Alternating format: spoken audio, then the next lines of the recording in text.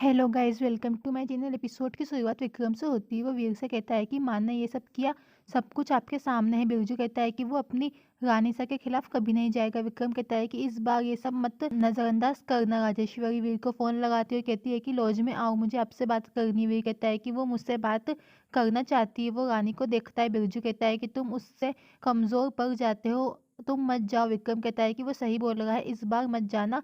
वीर रानी को देखता है। वीर राजेश्वरी के पास आता है। वो कहती है कि मुझे आपसे कुछ कुछ बात करनी है। वो कहता है कि मुझे भी कुछ महत्वपूर्ण क्वेश्चन पूछना है। आप रानी से इतनी नफरत करती हो कि आपने उन्हें बदनाम करने और उन पर आरोप लगाने की कोशिश की। तुमने उसे बिरजू के साथ फंसाया।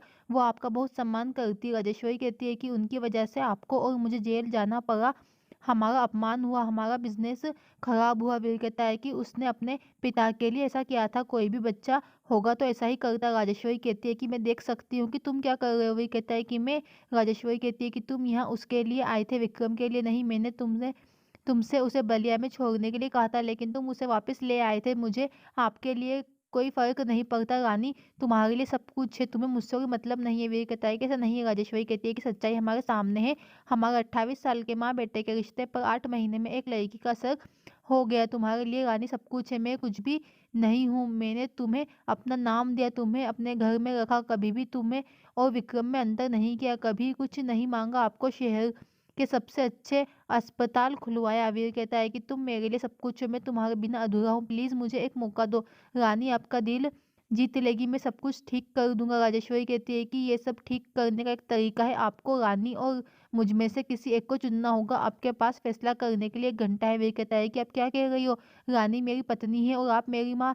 आपने मुझे ये हमेशा सिखाया है। राजेश्वरी कहती है कि मैंने उन्हें तुम्हारी पत्नी के लिए सिखाया था, उस लड़की के लिए नहीं।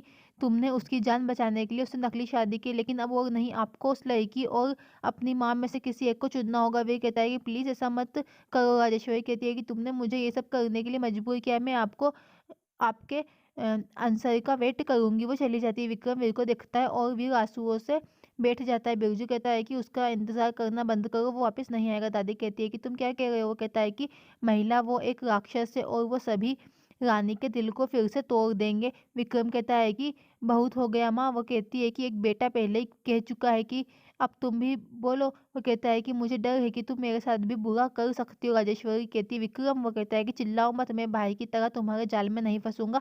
मुझे पता है कि आपने तलाक के वो कागज भेजे थे। शर्म आती है माँ, आप अपने बेटे और बहू के जीवन को बर्बाद करने की कोशिश करती हो। वो कहती है कि मुझे आपसे ये जानने की जरूरत नहीं है कि मैं जो कर रही हूँ वो सही है या गलत। वो कहता है कि तुम बहुत गलत खेल खेल रही हो। वो कहती है कि मैं जीतने के लिए खेलती हूँ, मुझे परवाह नहीं है कि वो सही है या गलत। वो कहता है कि पर कुछ नियम होते हैं। कहती है कि मैं अपने नियम खुद बनाती हूँ। विक्रम कहता है कि तुम माँ क्या बन गई हो, आप सिर्फ जीतने के लिए सब कुछ खो दोगी, यहाँ तक कि अपनी फैमिली भी। वो कहती है कि बात यह है कि वीर को मेरे और उस लड़की के बीच किसी एक को चुनना होगा। विक्रम कहता है कि मुझे इस पर विश्वास नहीं होगा कि तुम मेरी माँ हो और तुम ऐसा करोगी। मैं तुम्हें माँ नहीं कह सकता, आप शैतान है। राजेश्वरी कहती है कि मैं आपको समझाती हूँ। कहता है कि मैं तुमसे बात नहीं करूंगा या तुम्हें कभी माफ नहीं करूंगा रानी सा। विक्रम चला जाता है। राजेश्वरी कहती है कि मैं तुम्हें नहीं छोड़ूंगी रानी।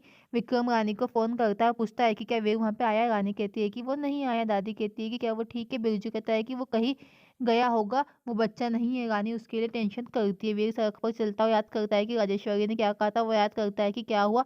रानी वीर के लिए टेंशन में रहती है। विक्रम रानी के पास आता है, कहता है कि मैं सच में टेंशन में हूँ। रानी सा ने उससे आप और आपके बीच चयन करने के लिए कहा है। रानी कहती है कि वो ठीक हो जाएंगे, वो दिमाग है उनके पास, चिंता मत करो। विक्रम कहता है कि और फैसले के बारे में क्या? रानी कहती है कि वो जो भी चुनेंगे सही होगा। रानी दिल में कहती है कि वो मुझसे और रानी सा से दोनों से बहुत प्यार करते हैं, प्लीज भगवान उनकी मदद करना। फिर रानी का मंगलसूत्र उलझ जाता है और गिर जाता है और टूट जाता है। रानी डर जाती है। फिर रानी कहती है वीर। वो फिर अपना मंगलसूत्र उठाती है। फिर वीर रास्ते पे चल रहा होता है और उसके मन में सब बातें चल रही होती है, सब कुछ याद करता है और बेसुध होकर चलता है। उससे फिर गाड़ी की आवाज़ भी नहीं आती, कार आती है और उससे वो टकरा जाता है और उसका एक्सीडेंट हो जाता है और वो नीचे गिर जाता है। उसका खून बहने लगता है और बेहोश हो जाता है। फिर विक्रम वहाँ पे पहुँचता है और वीर को ऐसी हालत में देखता है। वो फिर उसे उठने के लिए बोलता है। फिर विक्रम रानी को कॉल करता है और उसे बताता है कि भाभी सा, वीर का एक्सीडेंट हो गया है। रानी चौंक जाती है।